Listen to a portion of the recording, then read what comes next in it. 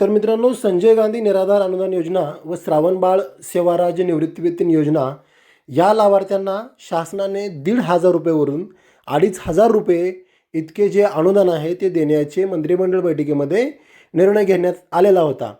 परंतु या सर्व लाभार्थ्यांना एक प्रश्न होता, तो म्हणजे ही जी रक्कम आहे ती कोणत्या महिन्यापासून त्यांना मिळणार आहे.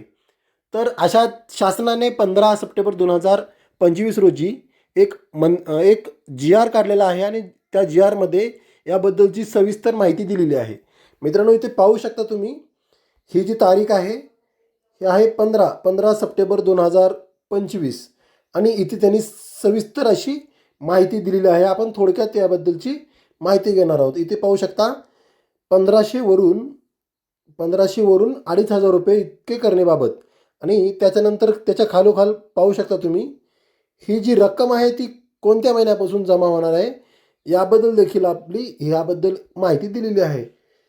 सदर वाढ ही माहे ऑक्टोबर 2025 पासून लागू राहील आणि ही जी पेमेंट पद्धत आहे ती DBT प्रणालीद्वारेच, म्हणजे तुमच्या DBTला लिंक असलेल्या बँक खात्यामध्ये ही जी रक्कम आहे ती जमा करण्यात येणार आहे.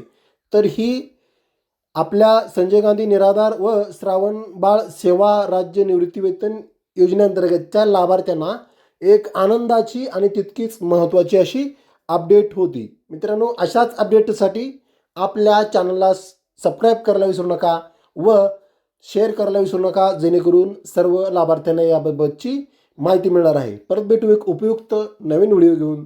तोपर्यंत जय हिंद, जय महाराष्ट्र.